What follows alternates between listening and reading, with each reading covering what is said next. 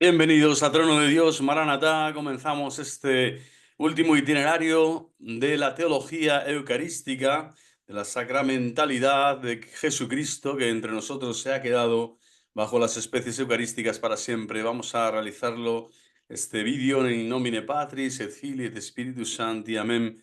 Y rezamos juntos una oración preciosa. Alma de Cristo, santifícame. Cuerpo de Cristo, sálvame.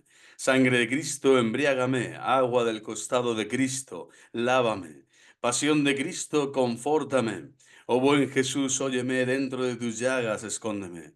No permitas que me aparte de ti, del maligno enemigo defiéndeme, y en la hora de mi muerte llámame y mándame ir a ti, para que con tus santos te alabe por los siglos de los siglos. Amén. Ojalá el Señor, cuando nos encontremos en el momento de nuestro juicio particular, reconozca en nosotros aquel discípulo suyo que ha amado la Santa Eucaristía, que no, como aquellos apóstoles, ¿no? Que tuvieron miedo porque muchos se iban. ¿A dónde iremos, Señor? Solo tú tienes palabras de vida eterna, precisamente en el discurso del pan de la vida. Bueno, Cristo, pan de vida eucarístico, ojalá cuando llegue ese momento del juicio particular a cada uno, diga, aquí hay un alma que ha adorado mi cuerpo sacrosanto, la presencia eucarística real, un alma de adoración, un alma eucarística. Es el principal regalo, el principal don, diría, del Espíritu Santo en este mundo. Ser adoradores de Jesucristo, Eucaristía, y siempre con María, por supuesto, con el Santo Rosario, que es quien nos ayuda a comprender que ella es madre de la Sagrada Eucaristía, es madre del Verbo humanado, es la que da carne.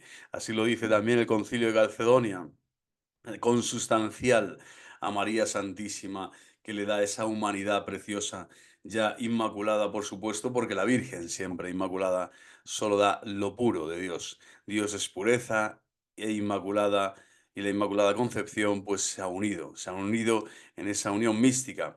Vamos a continuar con este trabajo, siguiendo también el magisterio que hasta ahora hemos estado viendo de su santidad San Pablo VI, nada más y nada menos que su santidad Pablo VI.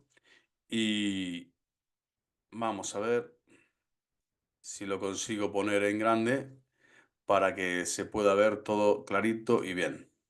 Vamos allá. Muy bien, Magisterio Eucarístico Postconciliar. Como digo, estos vídeos no son de entretenimiento. De entretenimiento está básicamente el 99% de YouTube, que es basura, es una cosa terrorífica lo que está sucediendo hoy.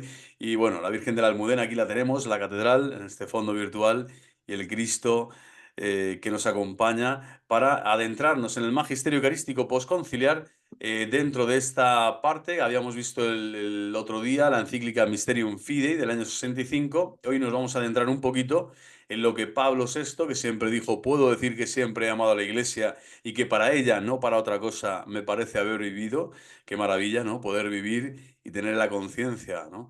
Personal de decir esto. Bueno, pues este santo que intercede por nosotros, que nos instruye en esta instrucción, valga la redundancia, Eucharisticum Mysterium, 2 años después de Mysterium Fidei, del año 67. ¿Qué nos dice su santidad San Pablo VI?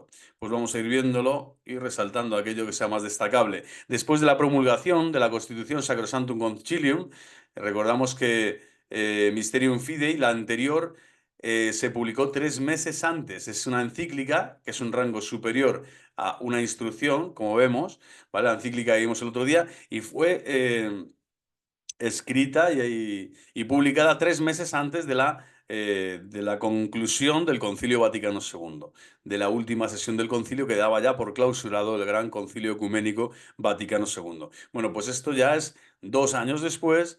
Se realiza de esta Constitución Sacrosanctum Concilium, que creó un concilium para la reforma litúrgica. Esto es importante, o sea, del concilio nace el concilium, y por eso Novus Ordo pasarán años, porque de esos trabajos, ¿no?, que se comenzaron ya a realizar en el Concilio Vaticano II, antes, durante y después del parto, pues vendrá ese concilio que para la reforma litúrgica posterior, bueno, pues será necesario todo ese tiempo que la Iglesia tiene que ir madurando y confeccionando aquello que Dios le está inspirando. Porque recordemos siempre, la Iglesia no camina sola, no es autónoma.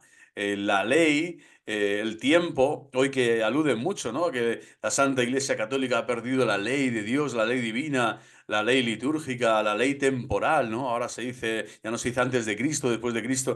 Bueno, estos son todo babuchadas y difamaciones y calumnias que se dan, ¿no? Porque el teólogo, el cristiano, el laico y el sacerdote tienen que saber que Cronocrator es el dueño y señor del tiempo y de la historia, es un título cristológico que precisamente la Iglesia durante siglos, hasta que el Señor vuelva, va a dar y va a seguir proclamándolo al mundo entero. O sea, todos los enemigos de la Iglesia hoy lo que hacen es exasperar, malinterpretar, desenfocar, enturbiar, turbar a las almas. Y este pecado es gravísimo. Bueno, pues en esta reforma litúrgica lo que se trata es eso, de ver que la Iglesia y los tiempos de la Iglesia son los tiempos de Dios y no del analista de turno, del último que aparece en las redes para decir si esta reforma es así o asá, o si le faltaba esto, le faltaba lo otro. No, es la Iglesia. La Iglesia oficial es la que publica un documento que está confeccionado por ella misma.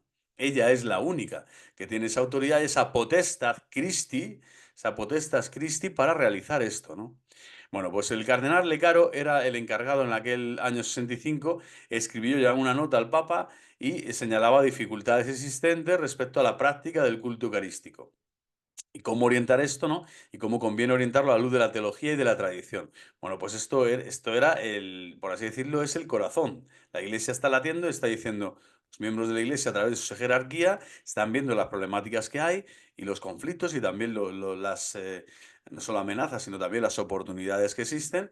Y aquí el Papa publica la encíclica Mysterium Fidei en este momento tan convulso, año 65. Pero después vamos a ver como anticipo de los principios que debía recoger esta futura instrucción. Se elaboró un primer esquema, seguido de otros 10. Después de un largo camino de consultas, el 12 de mayo del 67, Pablo VI lo aprueba y la Sagrada Congregación de Ritos, la Sagrada Congregación de Ritos, que no es el último que aparece por ahí, es toda una congregación que se encarga de cada rito, de cada oración, de cada prez, de los gestos, de las formas, de todo, hasta los leccionarios, de cómo tienen que ser las pastas y de qué color. ¿Eh? Entonces, bueno, esta congregación de ritos, el 25 de mayo, en la solemnidad de Corpus Christi, pues ya publica esta instrucción. Vemos aquí cómo el trabajo de colaboración permanente y continuo en la Iglesia del Papa con los dicasterios, con las diferentes congregaciones del Vaticano, forman parte del cuerpo místico de Cristo. Hoy como cualquier, vamos a decir, cualquiera que pueda aparecer a criticar así y a generalizar, no sabe ni siquiera cuál es la estructura mínima de los procesos de la Santa Iglesia Católica de Dios, de la única Santa Iglesia de Dios, eh, pues eso, ¿no? Critican absolutamente todo, ¿no? Y echan por tierra absolutamente todo, con definiciones absurdas, sí, completamente, ¿no? Críticas fuera de lugar, como es esta, ¿no? El pensar que los papas, ¿no? Caminan de algún modo, pues eso, según sus inclinaciones, apetencias y gustos y maneras, cuando la custodia de la fe católica la realiza todo el corpus, está todo el colegio de cardenales, los obispos, sacerdotes, es decir, todos están orientados por el mismo espíritu en esa unidad con Pedro, y es Pedro el que ratifica, por supuesto, el que confirma de forma definitiva en la fe, en la moral, pero desde luego no es un miembro únicamente el de la Iglesia el que es movido por el Espíritu Santo o asistido por él. Entonces estas congregaciones siempre han hecho esa notoria, vamos a decir, e inmediata, diaria, cotidiana colaboración, en este caso con Pablo VI, para que se diga lo que se tiene que decir, se escriba lo que se tiene que escribir y se publique a toda la Iglesia, a todos los miembros fieles de la Iglesia, lo que se tiene que publicar. Y además lo hacen eso, buscando fechas señaladas, como la solemnidad del Corpus Christi, en este caso, de la instrucción Eucharisticum Mysterium. Bueno, la instrucción consta de un proemio, esto es muy breve, y tres partes. Desde el principio se señala la finalidad práctica del documento, formula la necesidad de presentar el misterio eucarístico en la totalidad de sus aspectos. Conviene que el misterio eucarístico, considerado en su totalidad bajo diversos aspectos, brille ante los fieles. O sea, este es el gran objetivo de esta instrucción, que el misterio eucarístico brille ante los fieles con el esplendor debido y que se fomente en la vida y en el espíritu de los fieles la relación. Fundamental por eso la oración de adoración, la lectio divina en adoración, la meditatio en adoración la adoración en cánticos, en himnos y cánticos de alabanza. Es decir, la adoración en el silencio sacro, propio de la presencia, ¿no? Cuando se expone el Santísimo. Es decir, las jaculatorias, las meditaciones, todo que sea encauzado, ¿no? Hacia este misterio eucarístico que hemos dicho el otro día, Hostia Mysterium Fidei, lo remarcaba la encíclica, que es la piedad más, donde tienen que confluir, disculpen, todas las demás prácticas de piedad del pueblo santo de Dios. Todo tiene que fluir hacia el culto eucarístico, ¿no? Es el centro. Según la doctrina de la Iglesia, existe objetivamente entre los aspectos de este misterio. Bueno, este es el objetivo de la encíclica, disculpen, de la instrucción. La primera parte presenta algunos principios generales que deben tenerse en cuenta para la catequesis del pueblo. Una primera parte, catequesis del pueblo. La segunda expone todo lo referente a la celebración del Memorial del Señor, dando algunas normas generales a observar en la comunidad de los fieles. Y la tercera parte está dedicada al culto debido a la Eucaristía como sacramento perenne. ¿Cuál es el culto debido como sacramento perenne? Es decir, en todas las celebraciones fuera de la celebración eucarística. Bueno, ya hasta aquí. Simplemente este documento se puede buscar por internet, se puede leer y meditar con mucha paz y con mucha tranquilidad, pero que sepamos que Su Santidad Pablo VI, siempre en colaboración con las Sagradas Congregaciones, pues realizó este breve trabajo que expone claramente también y ayuda a no desviarse de cuál es la principal consideración que tenemos que tener respecto del sacramento de la Eucaristía, que es el culmen del misterio de la fe de toda la Iglesia.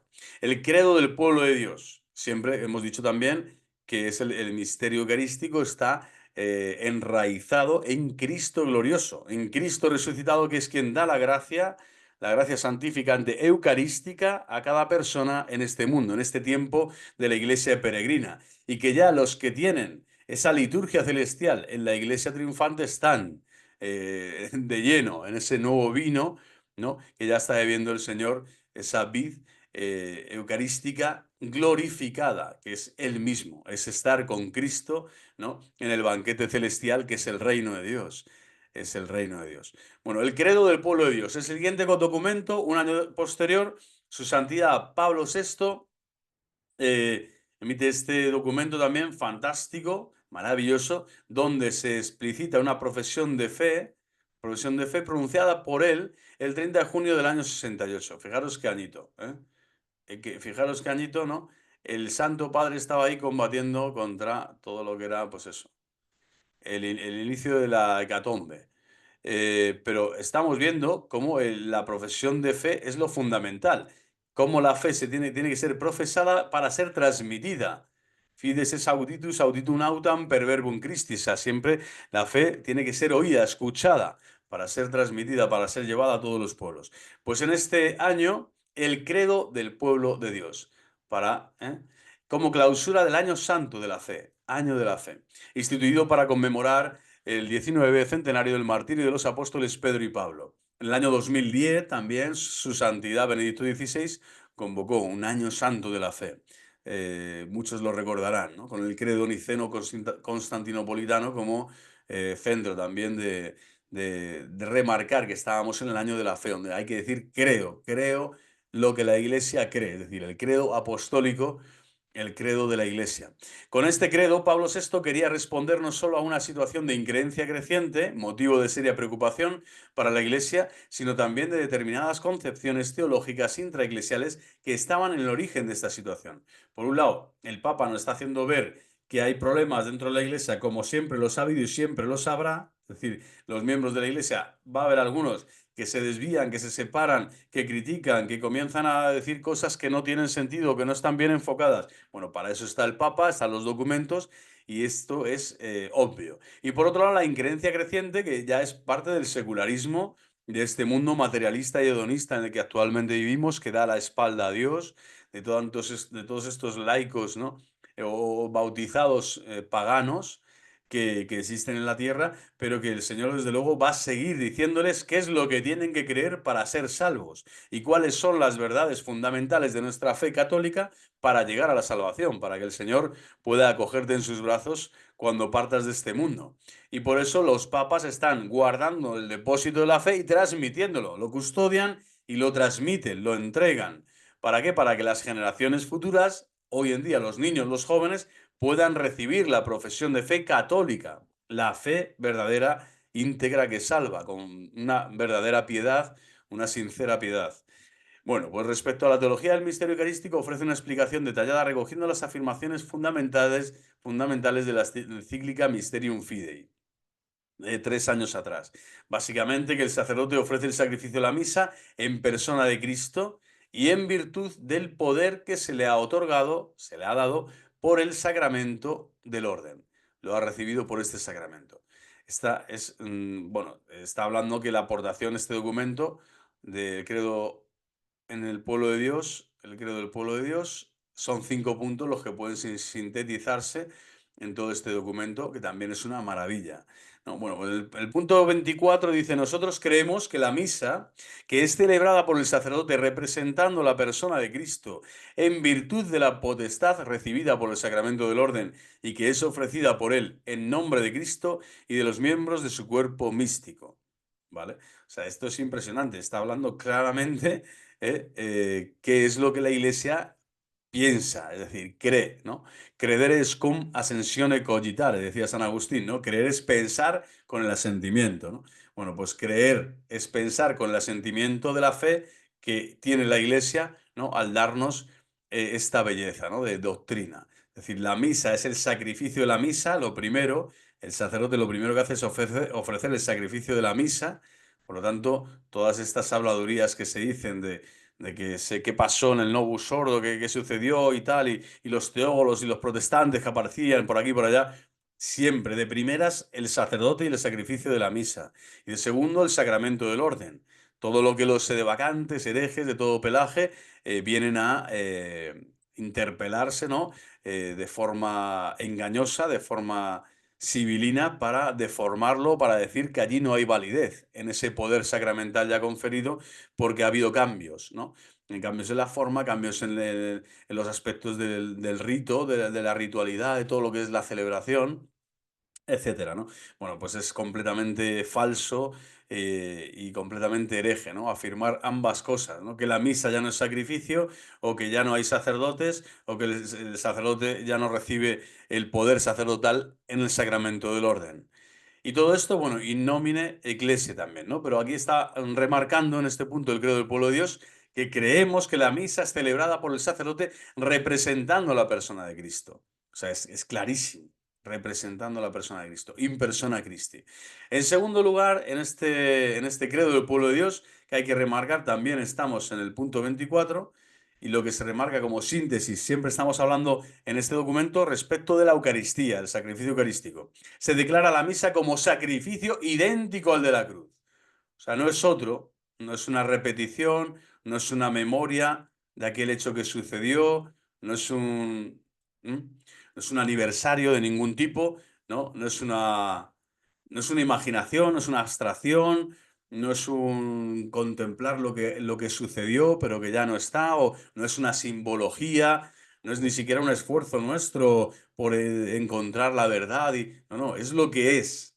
Y lo que es lo que Cristo ha querido que sea la Santa Misa, que es el sacrificio idéntico al de la cruz por la presencia sacramental del mismo y único sacrificio. Es decir, Cristo es el que hace este milagro. Solo Dios puede realizar un milagro así. Por eso es Señor del tiempo y de la historia. Algo que sucedió en el pasado se vuelve a actualizar en el presente, y además tiene todo el horizonte del futuro abierto, porque el paraíso mismo es Cristo. Cristo y su sacrificio redentor, que ahora ya es pascual de forma completa en la gloria del cielo. Es decir, es el paso del Señor. Pero el paso del Señor por la tierra es a través de cada altar y de cada sacrificio, que en el altar se consuma de nuevo esa ofrenda redentora.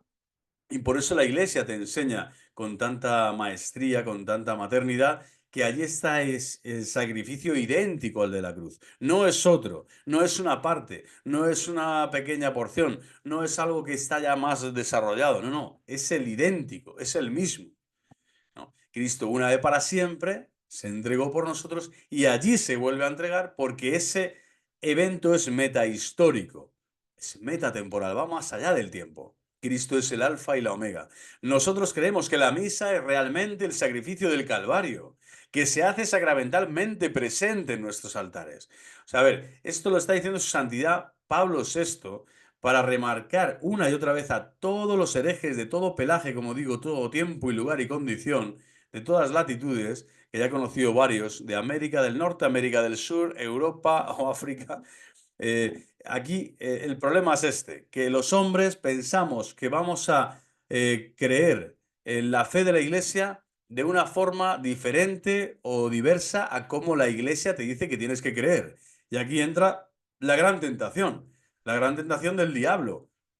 De seréis como dioses, come de este árbol, tómate el fruto que tú quieras, después descubrirás cosas nuevas y tu pensamiento estará por encima del mismo pensamiento de Dios, ¿no? No, absurdo, lo único que tienes que hacer como fiel cristiano, como creyente, ojalá lo hubiera hecho yo mucho más, haberme formado más en los documentos magisteriales, haber rezado mucho más por el Papa, haber estado mucho más en comunión con lo que la Santa Sede está solicitando a cada pastor, a cada sacerdote, a cada laico, a cada bautizado en este mundo. Ojalá fuéramos tan de la Iglesia, tan de Cristo, que cualquier frase o enseñanza que la Iglesia nos diga, siempre no solo interpretarla para bien para nuestras vidas personales, sino hacerla nuestra de forma que resume y podamos también advertir y transmitir a otros que ahí está la vida eterna, que es Cristo quien nos habla a través de la Iglesia, que es Cristo quien nos enseña, que es Cristo quien nos santifica, que es Cristo mismo el que nos está diciendo, prolongando en su cuerpo místico, su vida divina. La Iglesia es una obra divina, es una obra de Dios, la Iglesia católica. Por eso me causa mucha tristeza, además, pensar estos días todo lo que se dice, ¿no? Del Santo Padre Francisco I. Reitero, del Santo Padre Francisco I. Porque es muy fácil a un personaje notorio y además para ganar likes en YouTube y visualizaciones, coger una frase o dos de un aspecto que él está hablando, ya sea de la inmigración, ya sea de lo que sea, ¿eh? Pero de los más, vamos a decir, conflictivos hoy en día, y comenzar a insultarle, a difamarle, a poner, ¿no? Completamente a la Iglesia, Santa Madre Iglesia, como si fuera un navío más, ¿no? Una barquichuela, una canoa de este mundo. Cuando Dios siempre te está enseñando algo, siempre te está enseñando algo a través de sus pastores, siempre, sus pastores legítimos. Y siempre te está diciendo además que no eres tú el que tienes que interpretar la palabra de la Iglesia, sino lo que tienes que hacer es meditarla, primero leerla, meditarla y hacer aquello que esté en tus manos para decir, efectivamente, esta es la doctrina católica. O sea, esta es la doctrina católica. El ayudar, el estar disponible para ayudar en la caridad a cualquier persona, el no hacer mal a nadie y el no desear mal a nadie. Es decir, que nadie sufra ningún mal. Entonces, algo que es tan de perogrullo, tan de base, pues aquí se va por, pues eso, a la yugular, ¿no? Al cuello, porque los demonios están muy activos, máxime cuando hablan las autoridades de la Iglesia Católica. Por eso la Iglesia sigue siendo perseguida hasta el final de sus días. Va a ser perseguida. Cuando no es por unos, es por otros. Cuando no son los de fuera, son los de dentro. Cuando no son los de al lado, cuando no. Pero el Señor está ahí. Por eso el Señor tiene una omnipresencia omnipotente en la palabra de Cristo. Bueno, pues esta palabra de Cristo nos dice que el sacrificio del Calvario está allí, se da allí, en la Santa Misa. Disculpen este paréntesis, pero bueno, era para remarcar eso, que lo que el Papa escribe, ya sea en una encíclica, en una carta apostólica, en una instrucción, ya sea para, no sé, una homilía, tal, te está indicando algo siempre de las verdades de la fe que tú tienes que pensar, meditar y después asentir, asumir en tu interior. Y si no lo haces es un problema tuyo, no es un problema del Papa. Es un problema tuyo que estás mal formado, tu conciencia deformada y tus prejuicios te llevan ya a opinar, a decir, a pensar, a creer cosas que la Iglesia ni opina, ni cree, ni dice ni debe extender. Entonces, el asunto está ahí, ¿no?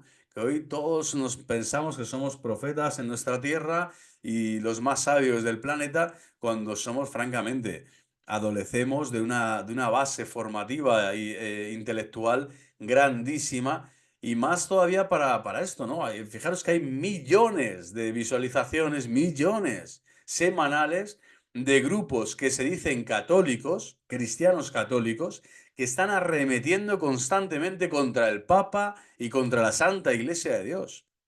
Es impresionante, es impresionante. Fijaros, ¿eh?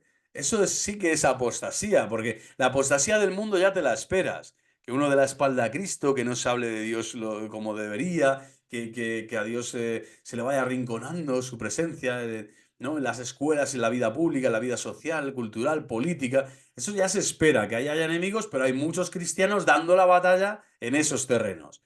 Pero que dentro de la propia iglesia, los cristianos que se dicen amantes de Jesucristo Eucaristía, amantes de la Santa Iglesia Católica, estén constantemente lanzando piedras, boomerang, y cuando no, disparando munición de alto calibre, con metralletas y cañones terribles, bueno, pues esto denota eso, una deformación de la conciencia, una ignorancia supina, un atrevimiento y una soberbia espiritual impresionante por parte de personas que no tienen ningún tipo de autoridad en la Santa Iglesia y que hoy, ¿no?, tienen estos altavoces de las redes para hacer todo este daño que es atroz.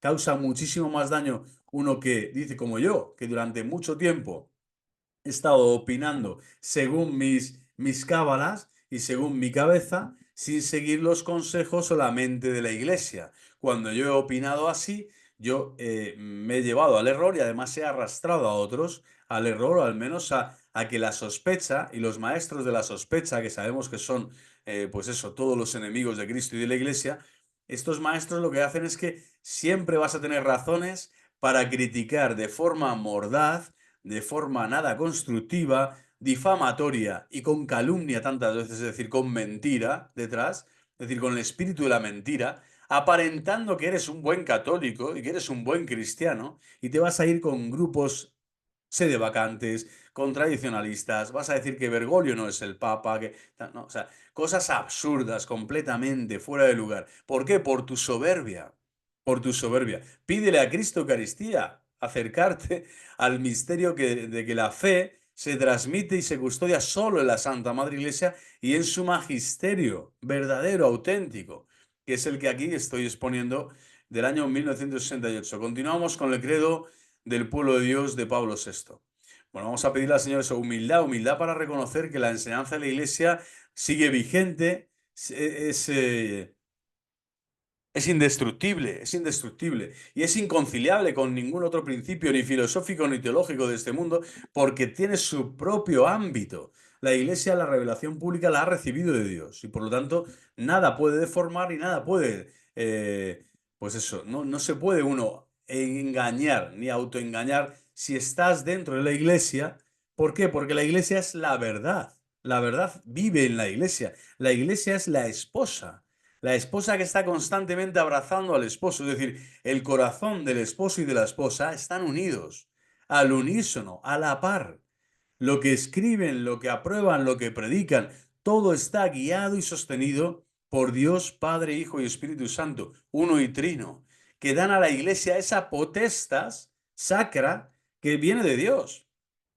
Y solo Dios la puede dar. ¿Quiénes son los que crean la confusión, el malestar, los que crean el mundo este de la sospecha? Ser maestros de la sospecha y criticar a todo y a todos de forma tan gratuita como digo e ignorante.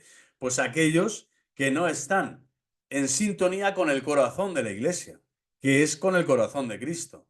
Si Cristo Eucaristía, que está ahí, el corazón de Cristo está en Cristo Eucaristía, te acerca cada vez más a amar a la Iglesia, ¿por qué es? Porque la Iglesia contiene a Cristo Eucaristía, hospeda a Cristo Eucaristía. La esposa está abrazando al esposo, el esposo está dentro de la esposa. Y por eso la Eucaristía edifica, ensambla, ¿no?, y enriquece a todos los miembros de la Iglesia, porque Cristo Eucaristía está allí dentro del magisterio del Papa, dentro del magisterio y de la obediencia a los sacerdotes legítimos. dentro de todos los grupos católicos que verdaderamente lo son, que obedecen al Papa, rezan por el Papa y están en comunión plena con el Papa. Todos aquellos que hagan otra cosa simplemente no son cristianos católicos, simplemente no eres cristiano católico, eres otra cosa. Eres hereje, cismático, apóstata. Elígete cualquiera de los tres pilares. Yo he estado en los tres, por eso sé muy bien lo que significan. Pero es que esto es claro, ¿no? Las formulaciones mismas de Trento son las que recoge, en tercer lugar, este credo del pueblo de Dios, hablando de Cristo Eucaristía. ¿Y qué es lo que está recogiendo? Pues nada más y nada menos. Te está diciendo que acentúa la identidad de los efectos, ¿eh? que siguen causando en nosotros los elementos sensibles del pan y del vino. Es decir, la identidad de los efectos. Vamos a ver qué significa esto. Está diciendo que nosotros creemos que como el pan y el vino consagrados por el Señor en la última cena se convirtieron en su cuerpo y su sangre, que enseguida iban a ser ofrecidos por nosotros en la cruz. Fijaros cómo vincula aquí de forma tan magistral su santidad Pablo VI, la última cena, es decir, es un mismo acto ritual con el sacrificio de la cruz. ¿Vale? Está diciendo allí, ya cuando Cristo está, Zec besari, Zec dami, está entregando, tomad, este es mi cuerpo, tomad, este es el cáliz de mi sangre de la nueva y eterna alianza. Bueno, aquí ya el Señor está diciendo, y esto lo prolongo ahora, y voy a Getsemaní, voy a los tribunales civiles, religiosos, voy a ser flagelado, coronado, voy a llevar la cruz y voy a morir por cada uno de vosotros en el ara de la cruz. Y en este trono de Dios, que es la Santísima Cruz, la pasión gloriosa de nuestro Salvador, nos dice la Iglesia, nos dice Pablo VI, que el pan y el vino consagrado por el sacerdote se convierten en el cuerpo y la sangre de Cristo, que está sentado gloriosamente en los cielos.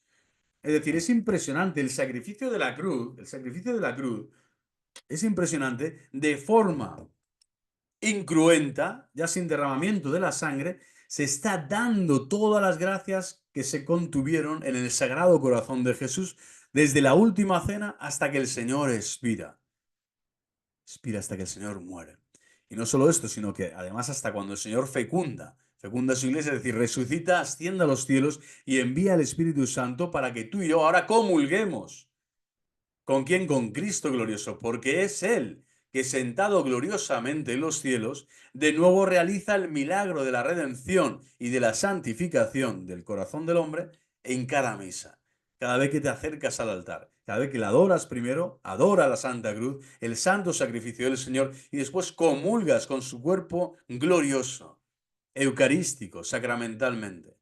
Y creemos que la presencia misteriosa del Señor bajo la apariencia de aquellas cosas que continúan apareciendo a nuestros sentidos de la misma manera que antes es verdadera, real, sustancial. Bueno, todo esto lo recoge Trento y con un lenguaje más vivo, diría, más fructífero o más vibrante, más fresco, su santidad Pablo VI lo coloca ante nuestros ojos en este precioso documento. En cuarto lugar, ya queda poco, cuarto lugar y quinto lugar, sigue la fe en la conversión eucarística como vía única para la presencia real. Es decir, la conversión eucarística se tiene que dar, si no, no hay presencia real. ¿Qué significa conversión eucarística? Vamos a verlo, el término técnico, transustanciación.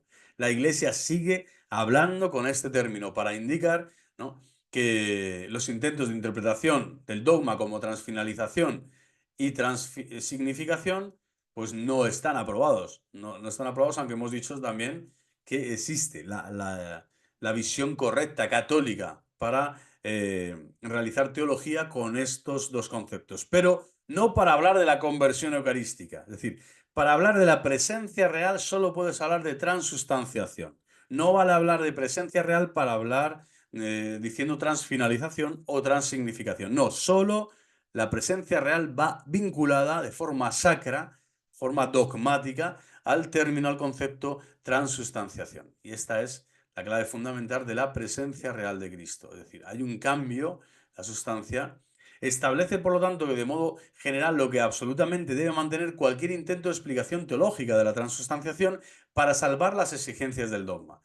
Es decir, objetivamente y prescindiendo de la actividad de nuestro espíritu, impresionante, el pan y el vino han dejado de existir después de la consagración de tal forma que bajo las especies de pan y vino es el adorable cuerpo y sangre lo que está presente ante nosotros. Este es el Mysterium Fidei y es el milagro de los milagros. Y el milagro de los milagros delante de nosotros, en la forma tan sencilla, ¿no? Tan susceptible, tan viable, tan cercana, tan impresionante, que es la oblea, ¿no? La oblea sacra, la forma ya consagrada es adorable cuerpo. Y el vino que contiene ese cáliz ya no es vino, ahora es la sangre de Jesucristo derramada por nosotros de nuevo. Impresionante. En este sacramento Cristo no puede hacerse presente de otra manera que por la conversión de toda la sustancia del pan en el cuerpo, en su cuerpo, y la conversión de toda la sustancia del vino en su sangre. Dice toda. Otra cosa es que diga que hay accidentes que se mantienen, pero Cristo está todo. Toda la sustancia de Cristo, de su cuerpo y de su sangre están allí, en la Sagrada Eucaristía, permaneciendo solamente íntegras las propiedades del pan y del vino que percibimos con nuestros sentidos, la cual conversión misteriosa es llamada por la Santa Iglesia conveniente y propiamente transustanciación. Bueno, pues este es el cuarto punto de Creo el pueblo de Dios en referencia a la Eucaristía. Es maravilloso, son enseñanzas que uno tiene que grabar a fuego a las nuevas generaciones, a los niños, a los jóvenes. Hay que decirles, esto solo ocurre aquí. O sea, todos los edificios, santuarios, basílicas, todo el clero, todo el pueblo santo de Dios, todo está en torno a esta realidad. La Sagrada Eucaristía es Cristo vivo entre nosotros, presente entre nosotros. Y en cada misa ahí está la potencia de la acción salvífica de Dios en este mundo. Muchos cristianos católicos hablan, sí, claro, mira cómo está todo por el clero, el papa, mira qué tal, lo que ha dicho, tal, no sé qué. Y lo que han dejado es de pensar en ellos. Si realmente tú vas a rezar a la capilla, al templo, a la iglesia, estás en tu parroquia, si colaboras en actividades de tu parroquia, si estás dentro del sagrario, es decir, quieres estar con el sagrario, quieres estar cerca del Señor, para que Él siga inspirando, sosteniendo y acompañando las obras tuyas del día a día, tu trabajo, las tareas y los deberes familiares que tengas en tu estado. Es decir, es impresionante. En esta palabra, en este misterio, se contiene toda la belleza celestial que hace que en la historia, fijaros, se despliegue la Iglesia no como una estructura visible más, sino como la estructura visible de Dios. Es la jerarquía divina. Es decir, está divinizada. Es Dios mismo quien preside a la iglesia. Es el Señor de la iglesia. Es el que gobierna a la iglesia en primer y último término. Porque es guiado todo el cuerpo místico de Cristo por esta presencia de la Eucaristía. Fijaros que en San Pedro, en Roma, cuando entras en Vaticano, la ciudad del Vaticano, en San Pedro, donde habita el Papa, lo primero que está es la piedad, es decir, la entrega a la derecha según entras, por la puerta santa, ahí está la piedad de Miguel Ángel, como diciendo, aquí estoy yo, y aquí está mi madre que te entrega todos los méritos de la pasión, del Sagrado Corazón de Jesús, y también yo como madre te entrego los méritos de mi corazón inmaculado. Y a continuación, solo un muro separa a la piedad de la capilla del Santísimo, que es impresionante. Allí hay una adoración perpetua, 24/7 durante años y años y años y años, siglos, siglos. Es decir, la presencia eucarística real y la adoración eucarística es la que se mantiene, es la que mantiene todos los tejidos y todos los miembros de la iglesia, los mantiene vivos, actuantes, participando en todas las gracias celestiales, para que las obras de piedad, de misericordia, corporales y espirituales sigan dando tantos frutos, tanto bien en este mundo tan necesitado de amor. Pero el amor de los amores está allí. Cantemos al amor de los amores. Cantemos al Señor. Bueno, me venía arriba. Pues es que el Señor es increíble. Bueno, cualquier interpretación de teólogos que busca alguna inteligencia del misterio, por lo tanto, para que concuerde con la fe católica, debe poner a salvo que en la misma naturaleza de las cosas, en la misma naturaleza de las cosas. Esto es lo que le pide el Papa a todos los teólogos, por si alguno se quiere desviar un poquito, que nuestro espíritu, nos dice, independientemente de nuestro espíritu, dice que el pan y el vino, y sería bueno una coma, bueno, pues dice que el pan y el vino, realizada la consagración, han dejado de existir. Es decir, han dejado de existir. Ya no son ni pan ni vino, han dejado de existir. Y esta es la gran verdad teológica, y como digo, es una presencia divina que se esconde bajo la especie más sencilla de la tierra, pan y vino, imaginaros, un poquito de pan y un poquito de vino, y allí está el Rey de Reyes y Señor de Señores, que gobierna a toda la iglesia y a todo el pueblo santo de Dios, y llama a la conversión a todos los que aún no están incorporados y sumergidos en este misterio de la Santísima Trinidad, único y eterno Dios. ¡Impresionante! De modo que el adorable cuerpo y sangre de Cristo después de ella están verdaderamente presentes delante de nosotros, ante nuestros ojos, bajo las especies sacramentales de pan y vino. Nos moriríamos, estaríamos muertos, nadie puede ver al Señor y no morir en su gloria, ¿no? Entonces, tienes que haber ya pasado de este mundo al Padre para ver su gloria, pero ya estás ante la gloria de Cristo crucificado y resucitado, entregado por ti y amándote en constante actividad de amor. El Señor te está amando cada vez y abrazando y curando y purificando y sanando cada vez que te acercas al sagrado convite, a la Sagrada Eucaristía, a la Santa Misa y a todos los actos de piedad eucarísticos que se dan prolongando la Santa Misa en otros momentos de la vida cotidiana, de las solemnidades, de las procesiones del Corpus Christi, etc. ¿no? El jueves eucarístico, como decíamos el otro día, bajo las especies sacramentales de pan y vino, como el mismo Señor quiso, para dársenos en alimento y unirnos en la unidad de su cuerpo místico. Aquí Credo del Pueblo de Dios número 25. Me decían las monjas, las hermanas de la caridad en Calcuta, que tuve la fortuna, la inmensa providencia de estar allí, que era impresionante cómo Cristo les alimentaba su alma para darles la fuerza que necesitaban, aunque solo fuera media hora de adoración personal, aparte de la hora de la mañana, adoración personal, más la Santa Misa, el Santo Rosario, etcétera, media hora en medio de la jornada, no solo para poder soportar la fatiga, sino sobre todo para experimentar el abrazo de Cristo y cómo Cristo alimenta el alma de la persona consagrada a Él hasta el punto que ya el resto de la jornada se realiza con brío, con alegría, ¿no? Llevando la cruz con alegría, portando la croce con joya, llevando la cruz con alegría, porque la cruz la puedes llevar de muchos modos y todos la llevamos, pero llevarla con alegría, Cristo Eucaristía, llevar la cruz con alegría, Cristo Eucaristía. Si quieres llevar la cruz con alegría, repito por tercera vez, Cristo Eucaristía. El Señor te da ese pan, ese vino, es como ese diálogo con Pedro, ¿me amas? ¿Me amas? ¿Me amas? Y Pedro se va lleno.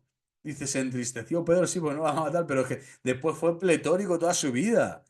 ¿Cómo quedaría prendado el corazón de Pedro del amor de Cristo?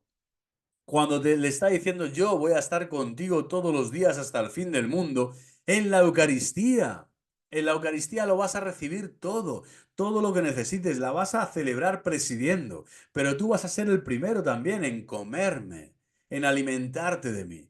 Bueno, pues aquellas sister, aquellas misioneras me decían esto con una alegría inmensa en el corazón, básicamente como diciéndome, si nos falta Él, nos falta su alimento, nos falta ese rato de intimidad con Cristo en la adoración eucarística, es como si todo se desvaneciera, todo perdiera sentido, todo se vuelve gris, todo se vuelve confuso. La fatiga y la cruz se hacen pesantísimas. El dolor del día a día, el sufrimiento que se ve. Estaban en la casa, imaginaros, de niños que están con unas situaciones existenciales tremendas. Desde que nacen los entregan allí en las casas. Casa de Dayadán en Calcuta, de las primeras que abrió Madre Teresa de Calcuta para la infancia. Y que, y que, bueno, es tremendo, ¿no? Lo que uno ve allí, ¿cómo decir? La carga misionera que tienen estas casas, la ayuda constante, la atención tan necesaria de todos los niños y jóvenes que hay allí. Entonces, bueno, allí Cristo Eucaristía es el Rey, es quien reina día a día. Cristo Eucaristía, ¿por qué? Porque si no es imposible llevar la cruz de la vida con alegría, para dársenos en alimento y unirnos a la unidad del cuerpo místico. Y por último, el quinto punto de esta síntesis breve, pero que se está alargando, la presencia permanente de Cristo, a partir de la cual se legitima el culto de adoración a la Eucaristía fuera de la misa. Fijaros que en la República, Segunda República aquí en España, pero cualquier república, vamos a decir, movimiento de ateísmo práctico, todo el mundo del comunismo, etcétera, todos los enemigos de Cristo y de la Iglesia históricos lo primero que hacen es ir con leyes civiles para que no existan el culto, ¿no? De Cristo, de la Eucaristía, no haya procesiones y también, bueno, pues repeler, por así decirlo, cualquier lugar público o lugar de encuentro para rezar, ¿no? Incluyendo los cementerios. Es decir,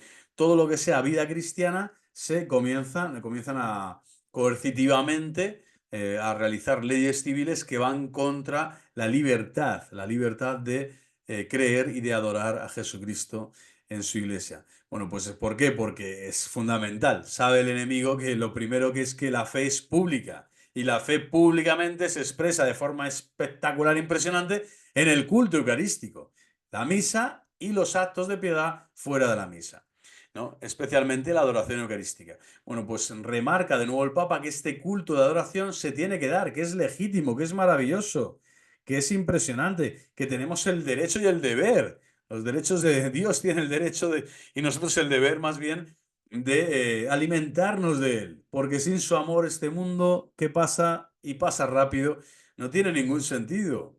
La única indivisible existencia de Cristo, el Señor glorioso en los cielos, no se multiplica, pero por el sacramento se hace presente en los varios lugares del orbe de la tierra. Esto solo lo puede hacer Cristo glorioso. Como ven, o sea, sacramento es Cristo resucitado quien lo da y quien lo entrega a todas las iglesias y en todos los lugares donde se le va a dar culto, que son su casa, es su casa. Es su iglesia, repito, es Cristo quien habita en las iglesias, es Cristo el corazón mismo de la iglesia, es Cristo quien nos enseña, es Cristo quien bautiza, es Cristo quien santifica, es Cristo quien te perdona los pecados cuando vas a confesarte. Es Cristo el que se te entrega en Eucaristía con todo su cuerpo, sangre, alma y divinidad. ¿Dónde se realiza, por lo tanto, el sacrificio eucarístico? Allí está el Señor. La misma existencia, después de celebrado el sacrificio, permanece presente en el Santísimo Sacramento, el cual, en el tabernáculo del altar, es como el corazón vivo de nuestros templos. La misma asistencia, después de celebrado el sacrificio, permanece presente en el Santísimo Sacramento, el cual, en el tabernáculo del altar, es como el corazón vivo de nuestros templos. Él es como el corazón vivo de nuestros templos. Por lo cual estamos obligados, por obligación ciertamente suavísima, dice el Papa, a honrar y adorar en la hostia santa que nuestros ojos ven, al mismo verbo encarnado, que ellos no pueden ver. Ellos no pueden ver, y si eres muslín, te quitas las zapatillas y poco más. Es decir, tu Dios y tu trascendencia es tan pobre que la del Señor te está diciendo que es que le puedes tocar, le puedes ver, le puedes comulgar. Es el misterio de la encarnación. La Eucaristía es que el misterio de la encarnación ahora se ha prolongado ya y se ha hecho carne para que tú también puedas ser carne de su carne y hueso de sus huesos, como dice Génesis, y que sin embargo se ha hecho presente delante de nosotros sin haber dejado los cielos. Aquí está el milagro, ¿no? Credo del pueblo de Dios número 26. Sin haber dejado los cielos, el Señor se hace presente. Es el verbo humanado, el verbo que se ha encarnado en el seno purísimo de la Virgen María, Madre de Dios, y que ahora aparece delante de nuestros ojos, visible, visible de carne, que lo vemos con los ojos de la fe, sí, ponte lo que tú quieras, pero tu cuerpo y tu alma, tu espacio, está al lado de Dios. Estás al lado de Dios, estás con Dios. En los momentos de adoración, Dios está contigo y tú estás con Dios. ¿Dónde vas al templo? A ver a Dios. ¿Dónde vas a rezar? A rezar a Dios. ¿Dónde? Al templo. ¿Dónde está Dios en mi corazón, en la creación, en las leyes, en el orden, en la armonía? No, en la Eucaristía. En la Eucaristía está Dios personalmente, por antonomasia. No tienes que hacer nada, simplemente estar ahí con Él. Y Él tranquilo que estará contigo. Estará contigo. Impresionante nuestro Señor, nuestra santísima religión católica.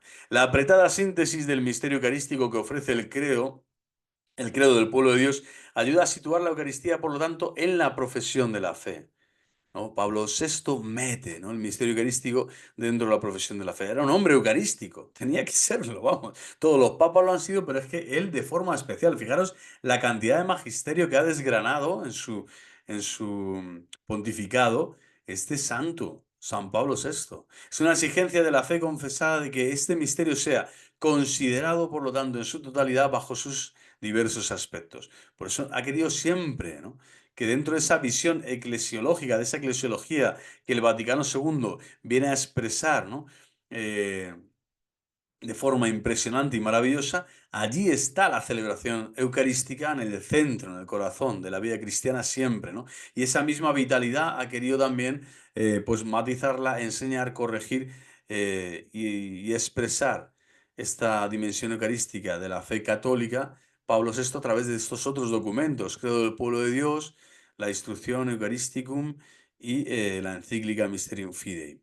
Bueno, la vitalidad de la vida cristiana pasa necesariamente por la vitalidad de la confesión de fe, de la confesión de fe.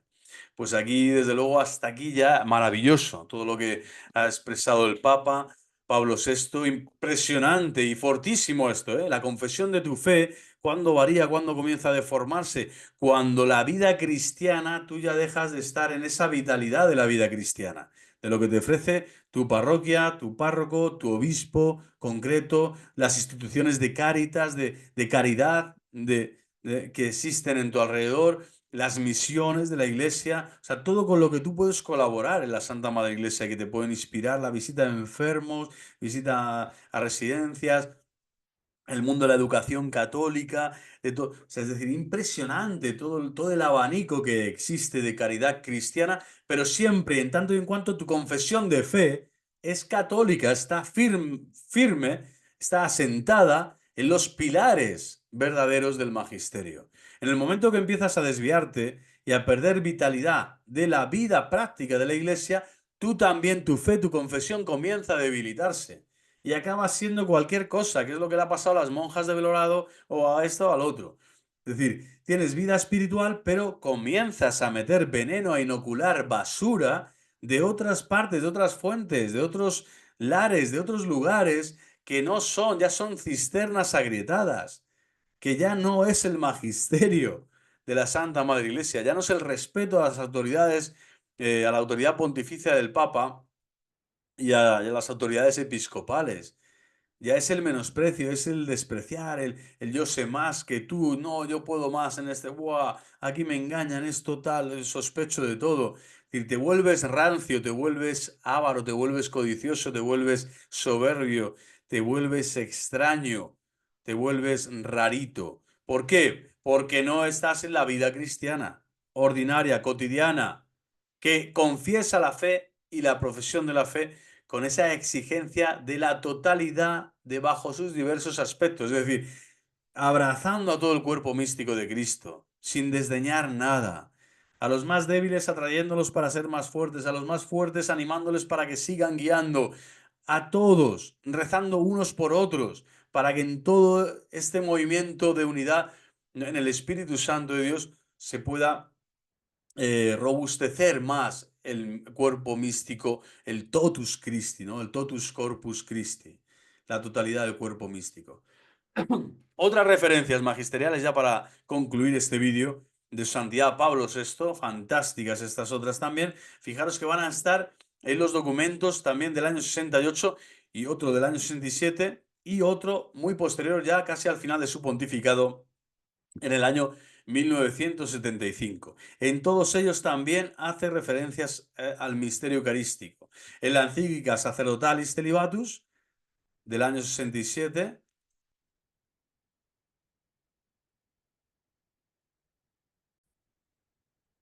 en la encíclica Humane Vitae del año 68 Aquí la vemos.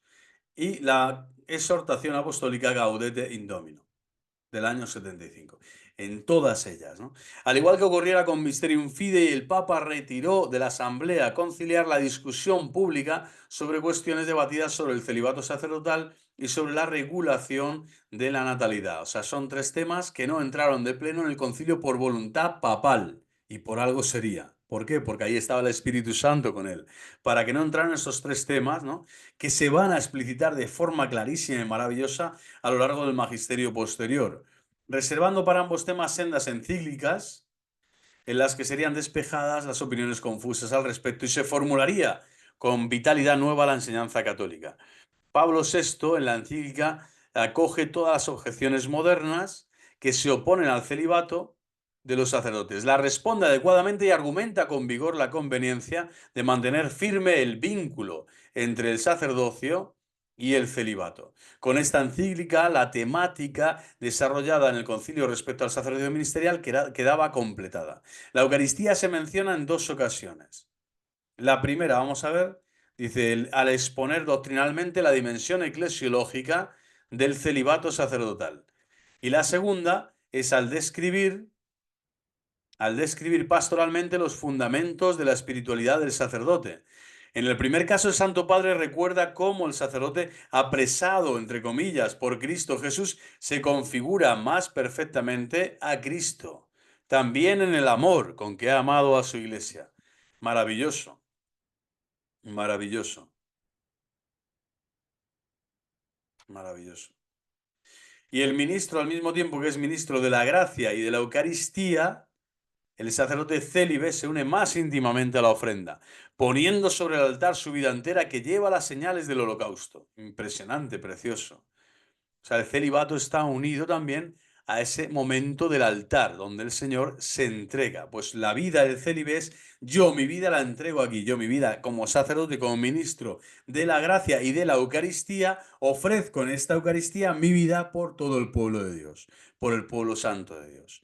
Maravilloso, o sea, esto es eclesiología, ¿no? Vinculada a la Eucaristía dentro de lo que es la dimensión del celibato sacerdotal. Qué maravilla. O sea, toda la iglesia está esperando también que haya ministros, es decir, sucesores de los apóstoles, colaboradores de los apóstoles, que son los presbíteros y todos los obispos, sucesores de los apóstoles, ofreciéndose en comunión viva, viva con Cristo Eucaristía cada vez que celebran los santos misterios de la fe. Impresionante.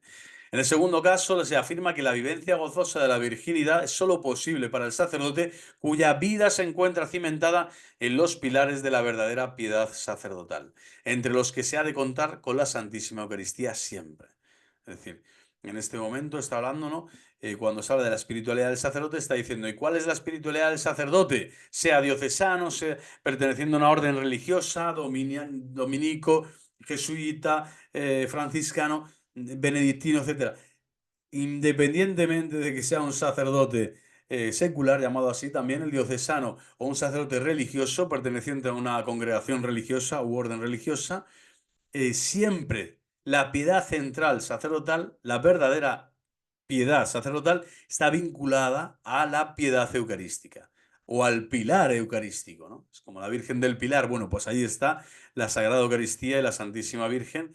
Son los dos pilares fundamentales, como el sueño de San Juan Bosco, ¿no? En la barca de Pedro, para asentar una vocación sacerdotal y un ministerio fecundo de la vida, de la vivencia gozosa de un sacerdote que vive la virginidad, es decir, el hombre, el celibato sacerdotal. Otras referencias, seguimos de Pablo VI al magisterio eucarístico. La piedad sacerdotal dice alimenta es la fuente de la palabra de Dios y de la Santísima Eucaristía. Aquí está la fuente de la palabra de Dios en este mundo de la piedad sacerdotal. Une la palabra, ya no es solo la Eucaristía en cuanto, ¿no? Vamos a decir, la adoración eucarística o el misterio de la fe, sino que la palabra está dentro de esta dimensión de la propia Eucaristía. De hecho, en cada misa se realiza esta escucha de la palabra, esta mesa del banquete celestial también es la mesa de la palabra. Vivida en el drama de la Sagrada Liturgia, por lo tanto, tanto la palabra como la Eucaristía están dentro del drama de la Sagrada Liturgia, animada de una tierna e iluminada devoción a la Virgen, Madre del Sumo y Eterno Sacerdote y Reina de los Apóstoles. Fijaros qué belleza, ¿no? San Pablo VI ruega por nosotros, ora pro nobis. Lo pondrá en contacto con las fuentes de una auténtica vida espiritual, única que da solidísimo fundamento a la observancia de la Sagrada Virginidad.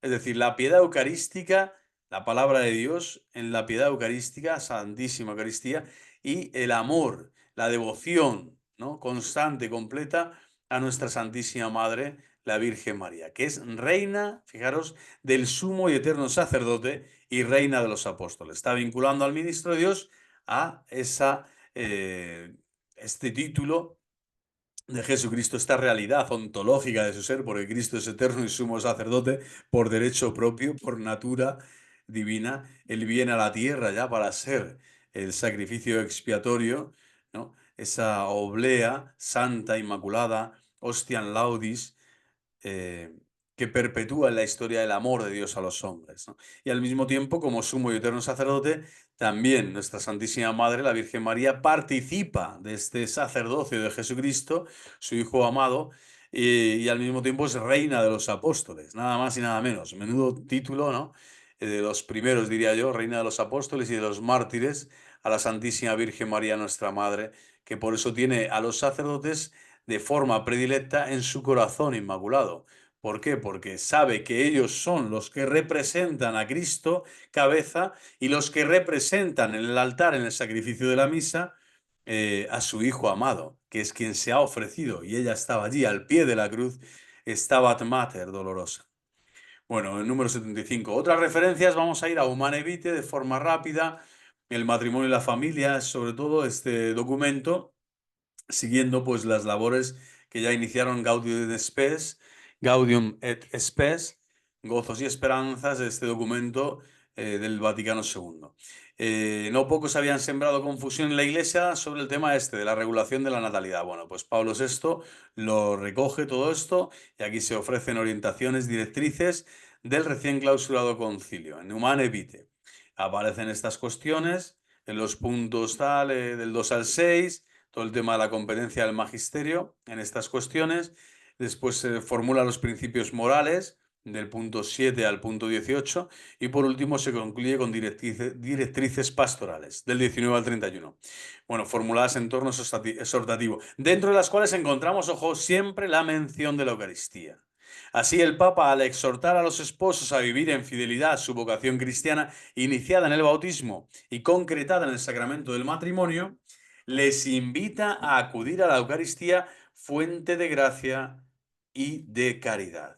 Es decir, la Eucaristía como el centro también de la vida familiar, que es la vida marital, que después viene la prole, por supuesto, en esa finalidad, se podría decir, única, complementaria, maravillosa, ambas necesarias, que es el vínculo, la finalidad unitiva del matrimonio y la finalidad procreativa del matrimonio. Bueno, pues ambas tienen su fundamento también en esta fecundidad eucarística, en esta unión con Cristo Eucaristía y en esta fecundidad que Cristo Eucaristía da a los esposos y en esta caridad que Él inflama en los corazones de los esposos para seguir dando testimonio de la verdad y de Cristo en sus vidas, en el tiempo, en el día a día. Afronten pues los esposos, dice también en Humane Vitae, los necesarios esfuerzos apoyados siempre por la fe y por la esperanza que no engaña, porque el amor de Dios ha sido difundido en nuestros corazones con el Espíritu Santo que se nos ha dado. ¡Qué maravilla! Espíritu Santo, ven, ven. Romanos 5:5, invoquen con oración perseverante la ayuda divina, acudan sobre todo a la fuente de la gracia y de la caridad en la Eucaristía. Y si el pecado les sorprendiese todavía, no se desanimen, impresionante, no se desanimen. El Señor no engaña y el Señor jamás te desanima, sino que recurran con humilde perseverancia, aquí al Señor crucificado, con humilde perseverancia a la misericordia de Dios. ¿Quién no puede encontrar la misericordia de Dios en Cristo crucificado? Si se hace una misericordia crucificada para que tú y yo podamos allí romper a llorar, arrepentirnos de nuestros pecados veniales y graves, realizar un buen examen de conciencia de toda nuestra confesión, una confesión de vida real, donde paso a paso veamos las infidelidades, la tragedia tantas veces de nuestra negación al Señor, de nuestro alejamiento de Él, todo el mal que hemos podido realizar y provocar con pensamientos, palabras y obras, y ahí el Señor en su misericordia, crucificado, te espera para perdonarte, para abrazarte, para decirte de nuevo, hoy estarás conmigo en el paraíso, hoy estarás conmigo en el paraíso, hoy estarás conmigo en el paraíso. Sal ya de tus miedos, de tus voluptuosidades, de tus paranoias, de tus tristezas, de pensar que estás solo, que el mundo te está engañando y Satanás está detrás de ti porque no estás de rodillas ante Cristo crucificado. El Señor siempre te va a decir, ánimo, levántate, ánimo, levántate, ánimo, levántate. Y su misericordia te va a abrazar. ¿Dónde? En el sacramento de la penitencia. Aquí te está diciendo Humane Vitae, San Pablo VI de nuevo, ¿dónde tienes que encontrarte? Con Jesucristo, vivo y resucitado, en la Sagrada Eucaristía y en su adoración posterior y en el sacramento de la penitencia, donde siempre te encontrarás con Cristo crucificado que te da esa ayuda divina que necesitas, porque Él es la fuente de la gracia y de la caridad. ¿Y quién te va a ayudar a perseverar? El Espíritu Santo. Invoquen, no una y otra vez, porque Dios ha difundido ya, ha derramado, Dios ha difundido, ha derramado de una vez para siempre en nuestros corazones, pues hemos sido bautizados en Cristo. Con el Espíritu Santo nos ha derramado esta gracia de la conversión para seguir cuidando nuestro corazón y seguir atendiendo siempre en nuestra vida espiritual. Este reclamo de Dios en nosotros para crecer en estatura, sabiduría y gracia, a través de estos dos sacramentos que se llaman también en la Iglesia, en la catequética habitual, de fortaleza. Son sacramentos que fortalecen el alma. La Eucaristía, siendo un sacramento de vivos, en cuanto que se da a alguien que está en gracia de Dios, está vivo, y la penitencia como sacramento, ¿no? De muertos, en cuanto que alguien que ha muerto por el pecado mortal necesita recuperar la vida para después ir a la Eucaristía. Estas dos fuentes son las que actualizan, las que nos hacen crecer como cristianos adultos, y aquí está hablando el Papa a las familias. Está diciendo que todas las familias y los matrimonios, si viviésemos así, la tierra ya sería el cielo. Si viviésemos realmente así, si cada familia en este mundo, en vez de dedicarse a tantos entretenimientos banales, a tantos tiempos perdidos, a tantas inversiones fatuas, a tantos negocios que no tienen nada de cristiano, sino más bien de lúdico y de perverso tantas veces, bueno, nos dedicáramos a este negocio del alma, a esta gran empresa que es salvar nuestra alma, santificar nuestras vidas con el Espíritu Santo que se nos ha dado. Y es gratis, gratis. Solo necesitas reconocer que Dios te ama, que eres amado por Dios y que necesitas de su amor para seguir adelante. Qué maravilla, ¿no? Bueno, pues viva Cristo Rey, hermanos. Hasta aquí ya por fin terminamos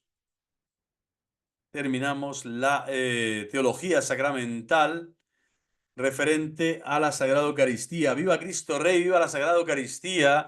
Que el Señor, Dios Todopoderoso, Padre, Hijo y Espíritu Santo, nos sigan concediendo la gracia de amarle en el Santísimo Sacramento del altar, en el santo sacrificio de la cruz, que es cada misa celebrada con devoción y con piedad por toda la Iglesia, sacerdotes y laicos celebrando al unísono, en un mismo cuerpo y un mismo espíritu, un mismo sentir y un mismo obrar, un mismo rezar, cantar, alabar y, por supuesto, y en silencio adorar el misterio de la cruz, el misterio de la redención, el misterio de la glorificación de Cristo, que ha muerto para quedarse entre nosotros bajo las especies eucarísticas. ¡Qué maravilla! ¡Qué maravilla poder decir soy cristiano católico y jamás nadie me va a engañar! Nadie me va a engañar, nadie me va a poder sacar de esta gran verdad. La Iglesia y Cristo Eucaristía están vivos ahora en nuestro corazón por el Espíritu Santo que se nos ha dado y que nos ofrece cada día en el sacrificio de la cruz las gracias necesarias para seguir mirando al cielo,